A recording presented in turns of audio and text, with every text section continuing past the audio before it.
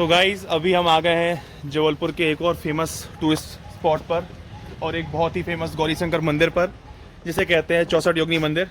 ये अभी हम जा रहे हैं मंदिर के ऊपर। यहाँ पे सीढ़ियाँ हैं जिनको चढ़ के हमें जाना पड़ता है। अगर मैं इसके महत्व की बात करूँ तो ये कलचुरी साम्राज्य से जुड़ा हुआ है। कलचुरी साम्राज्य के शासकों ने इसको बनवाया था। इसका क्लियर जो प्रमाण है कि ये कब बना हुआ है उसका ठीक पता नहीं है। की बात करें तो पूरे इंडिया में 64 योगिनी के कुल 4 मंदिर थे जो कि तंत्र साधना के लिए पहले प्रयोग किए जाते थे। आपकी जानकारी के लिए मैं आपको बताना चाहूँगा कि यहाँ पर जो 64 योगिनी मंदिर है, इनसे प्रेरित होकर यहाँ पर एक अंग्रेज़ जो घूमने के लिए आए थे, उन्होंने जो हमारा संसद भवन था उसके डिज़ाइन को इससे ही प्रेरित होकर वो डिज़ाइन किया था 64। तो गाइस अभी हमें यहाँ पर जबलपुर के बहुत ही फेमस 64 योगिनी मंदिर में, और हमारे साथ हैं इस मंदिर के महंत जी। तो आइए इनसे जानते हैं कि क्यों 64 योगिनी जबलपुर मध्य प्रदेश और पूरे भारत के इतिहास में सबसे ऊंचा स्थान रखता है। आइए जानते हैं महंत जी से। महंत जी, जय गौरी शंकर, जय माता 64 योगिनी।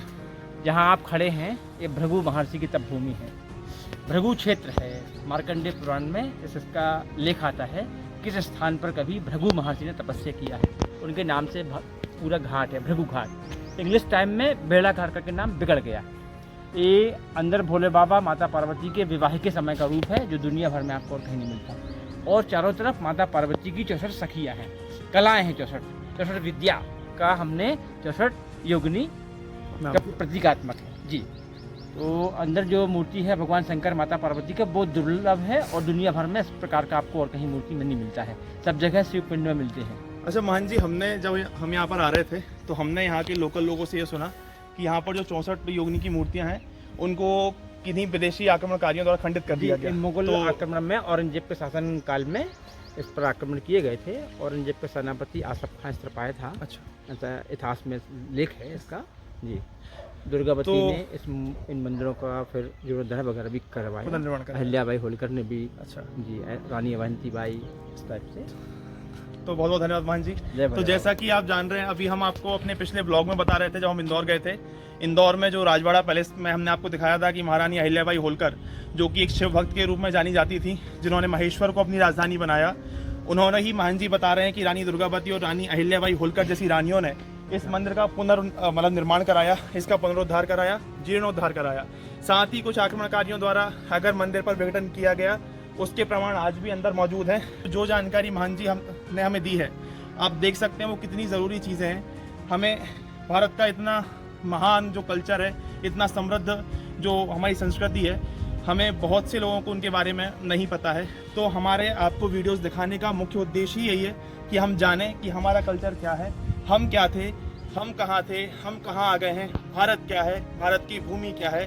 मैं आपको बताता हूँ भारत का प्रत्येक स्थल, बिल्कुल अगर मैं बात करूँ भृगु घाट की, तो ना सिर्फ भृगु घाट, भारत का प्रत्येक स्थल ऋषियों, तपस्वियों, साधु, मुनियों, इन सब से भरा पड़ा था।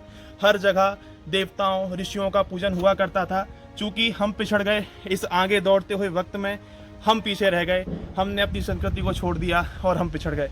इसलिए उसी संस्कृति को जगाने के लिए मैं दोबारा आपके पास आया हूँ, दिखाने के लिए कि क्या है 64 योगिनी मंदिर, कौन है गौरी शंकर का बहुत फेमस मंदिर जिससे संसद भवन तक बनाया गया प्रेरित होकर। तो आपको दिखाते हैं आगे चल के। बहुत बहुत धन्यवाद महंत जी, बहुत बहुत धन्यवाद आपका पूरी जानकारी के लिए। जैसा कि आपने अभी महंत जी से सुना कि इस मंदिर में माँ दुर्गा की 64 मूर्तियाँ हैं, जिन्हें 64 योगिनियाँ भी कहा जाता है। तो अब हम आपको दिखाते हैं कि कौन है वो 64 योगिनियाँ। तो चलिए देखते हैं माँ दुर्गा की 64 योगिनियों के रूप। तो अभी आप जो हम आपको मूर्ति दिखाने वाले हैं, ये माँ दुर्गा की 64 योगिनियाँ की मूर्तियाँ हैं, जो इनमें से कोई भी अपने वास्तविक स्वरूप में नहीं है। मुस्लिम आक्रांता औरंगजेब द्वारा, उसके सेनापति के द्वारा इन सारी मूर्तियों को खंडित कर दिया गया। अभी आप ये मंदिर का मुख्य मंदिर देख रहे हैं, जो कि अंदर भगवान शिव और माता गौरी की मूर्ति के द्वारा सुसज्जित है। तो अभी ये मुख्य मंदिर है। वो इस प्रकार ये सभी मूर्तियाँ यहाँ पर खंडित हैं। ऐसे ही ना जाने कितने मंदिरों को औरंगजेब द्वारा या मुस्लिम आक्रांताओं द्वारा तोड़ दिया गया। तो ये सब देखकर हमें बहुत ही दुख हुआ कि किस प्रकार विदेशी आक्रांताओं द्वारा हमारी सभ्यता और संस्कृति को मिटाने की कोशिश होती आई है। इसके साथ ही हमें ये भी पता चला कि ये जो मंदिर है ये पूरी तरीके से खुले प्रांगण में बना हुआ है, क्योंकि प्राचीन समय में इस विश्वविद्यालय में विद्यार्थियों को ग्रहों की गणना करना भी सिखाया जाता था।